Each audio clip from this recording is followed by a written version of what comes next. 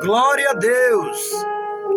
Queridos e amados, aceite a paz do Senhor Jesus. É o teu irmão em Cristo, Edilson Dias. Meus irmãos, nós vamos uma meditação da Santa Palavra de Deus, que se encontra nesta oportunidade no livro de Provérbios. Provérbio, abre aí a tua Bíblia. Livro de Provérbio, no capítulo de número 14, Provérbio 14, versículo de número 5, meus irmãos. Vamos para a meditação da palavra de Deus, que nos diz assim, ó: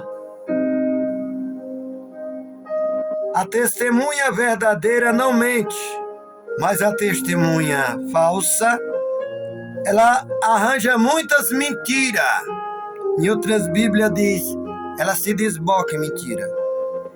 No 6, o escarnecedor busca sabedoria e não acha nenhuma sabedoria, mas o prudente tem conhecimento e dele é amigo.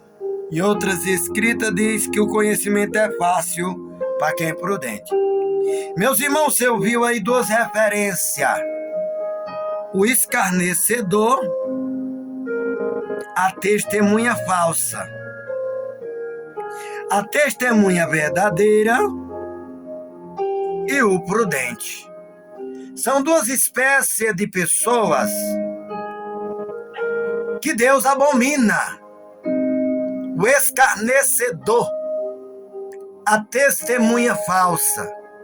É que nem o mentiroso, é que nem a mentirosa, é que nem o fofoqueiro, é que nem a fofoqueira, é que nem o enganador, a enganadora.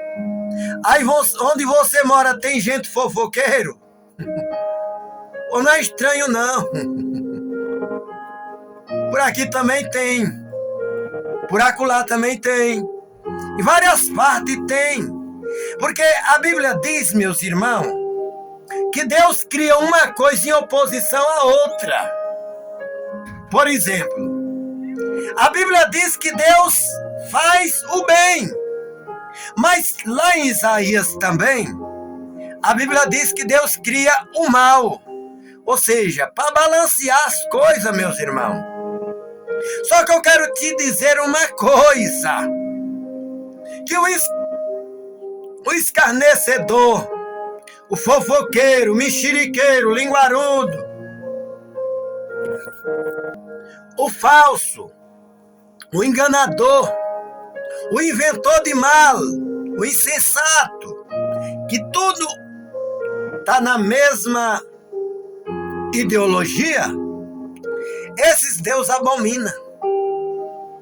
E tem mais, às vezes a gente pensa, você pensa, que o escarnecedor ele vive muito. Não. E se ele vive mais do que o tempo que a gente pensa, a palavra vai nos dizer, meus irmãos, que é para o seu próprio mal, que é para a sua própria desgraça. Por isso, o escarnecedor, enganador, testemunha falsa, ela tem um final trágico. Ela tem um final cruel. Ele e ela não vai findar os dias bem. A Bíblia diz, meus irmãos, que uma vez tinha um homem chamado Nabote. Nabote tinha recebido de herança dos seus pais, dos seus avós, uma vinha, uma quinta, uma chácara, um pomar, um valado, uma cercania, tudo é a mesma coisa. Às vezes muda o tamanho, às vezes muda um pouco a fisionomia, mas se resume na mesma ideia: um pedaço de chão, de terra. E aí, meus irmãos, a Bíblia diz que Acabe começou a grelar o que era de Nabote, para Nabote não viver ali. O plano de Acabe não era a vinha, era tirar Nabote dali. Às vezes o plano de quem te persegue não é o que tu tem. Ele vai mirar o que tu tem, mas não é o que tu tem, é para te tirar dali. Por quê? Você diz, mas eu não tenho dinheiro. Tem muito entender, eu sou pobre, não sei por que sou perseguido. Eu não tenho quase nada, minha sabedoria é pouca, minha leitura é pouca, estudei pouco, só tenho ensino fundamental, só tenho ensino médio incompleto ou completo, não tenho formação grande, mas porém tem pessoas ricas que às vezes eu percebo que me perseguem, que me difamam, me caluniam. Tem um ditado de filósofo que diz: chega um tempo que você mesmo pequeno se torna uma ameaça, e é verdade. Quando você é perseguido, perseguida, você se tornou uma ameaça para o lugar e para a pessoa. Mas estão me odiando, tem raiva de mim, sem causa, eu nunca fiz nada com fulano, fulano tá... É porque você se tornou uma ameaça para ele e para ela. Ele achou que você ia ser igual a ele, igual a ela. Talvez ele gosta de fofoca, fuxico, mexerico, é fofoqueiro, é mentiroso. Você não gosta. Talvez ele goste de estar nos grupos de WhatsApp, de Instagram, de Facebook, de seja lá o quê, falando da vida alheia, armando cilada, mentindo, roubando, prostituindo, corrompendo. Você não gosta. Você é uma ameaça porque ele vive. Mas você diz, mas por que eu serei uma ameaça se eu não ando nem falando com essa pessoa? É o teu jeito, é a tua vida.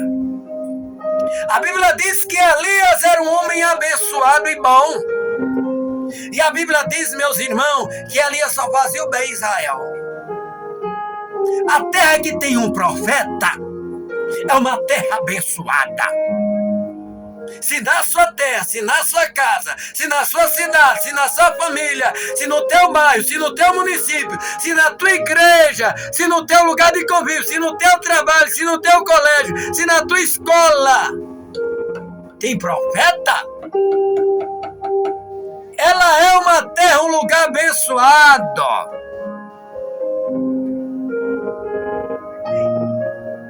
E logo, logo, meus irmãos, vai aparecer os levantes. São os Acabes da vida. São as Jezabel da vida. E sabe o que Acabe mandou fazer com Nabote junto com Jezabel? Mata Nabote. Quando você percebe que eles matam Nabote, acabou. Agora Acabe vai grelar Ramote de Gileade. O que era Acabe, na verdade? O invejoso. Ele só queria tomar as terras, depois deixa pra lá. Talvez você está sendo perseguido, perseguida, e não está entendendo. Mas não se preocupa, porque há um Deus no céu que defende a você. E Deus defendeu a honra de Nabote, mesmo Jezabel e Acabe mandando matar Nabote. Ainda hoje Nabote em Israel, ele é lembrado como um homem bom, como um homem próspero. Quem lembra de Nabote lembra da prosperidade. Quem lembra de Nabote lembra de bênção, lembra de bem-aventurança, lembra que Deus age na terra. Mas quem lembra de Jezabel e Acabe lembra de prostituição, lembra de desgraça, lembra de miséria, lembra de fome, lembra de doença, lembra de peste, lembra de praga, lembra de tudo que não presta, meus irmãos. Porque Jezabel e Acabe é sinônimo disto. A Bíblia diz, meus irmãos, que por causa de Acabe e Jezabel, Deus usa a boca de Elias e diz: durante 3 anos e 6 meses não vai haver chuva sobre Israel. E a culpa era de quem? Era de Jezabel e Acabe ou de Elias? É de Acabe, meus irmãos. Elias foi apenas o interlocutor de Deus na terra. Elias foi apenas, meus irmãos, alguém que está mencionando o que Deus ia fazer. E se cumpriu, é tão tal que era de Deus, que se cumpriu. Se fosse Elias, não tinha se cumprido. Foi 3 anos e 6 meses. E o que acontece quando finda? Elias diz: vai lá fora, meu servo, vê o que está acontecendo. Já estava com 3 anos e 6 meses. E a Bíblia diz que ele foi a primeira vez, não viu nada. Foi a segunda. E Elias disse: volta lá 7 vezes. Na 7ª vez ele voltou e disse: profeta, o céu estava limpo. Mas agora, profeta, eu vejo longe uma nuvem pequenininha, com uns rabiscos assim, parecem os dedos da mão de um homem. É uma nuvem pequenininha, do tamanho da mão de um homem. Elias diz: vai dizer a Acabe, ele está em tal lugar, para ele correr para o palácio, porque vem uma grande chuva e ele vai se molhar. Mas profeta, Elias vai me matar. Vá lá, Acabe vai me matar. Vá lá. E ele diz, e Acabe não acredita.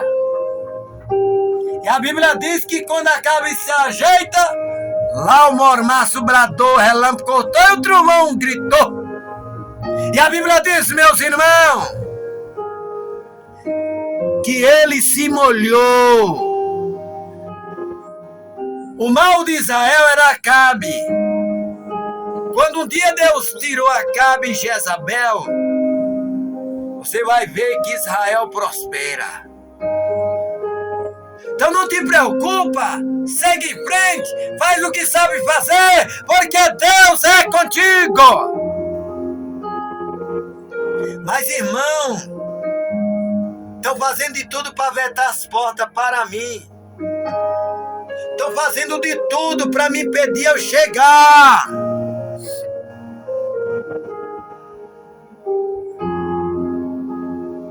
Mas eles não vão conseguir, só se você for mole. Só se você recuar. Não recua, não tenha medo. Não baixe a cabeça, não baixe a guarda. Segue em frente, enfrenta. Deus é com pessoas valorosas, valentes. Tu sabe o que é que Deus disse para Gideão, meus irmãos? Gideão, Deus é contigo. Como é que Deus é conosco? Nós plantamos, os amalequitas leva, nós cria os sabeus, os jebuseu, os pirezeu, os filisteus, os cananeus, os moabitas, os amalequitas, carrega tudo. O anjo disse: Gideão, você é valoroso, você é valente, vai na fé, você vai livrar Israel. Ele disse: como é que eu vou livrar Israel, homem? Porque até aquele momento Gideão não observou que era um anjo. Como é que eu vou livrar Israel, homem? O meu pai é o mais pobre, a família dos meus pais é mais pobre, é menor Israel. E eu sou o menor da casa de meu pai, mais desprezível.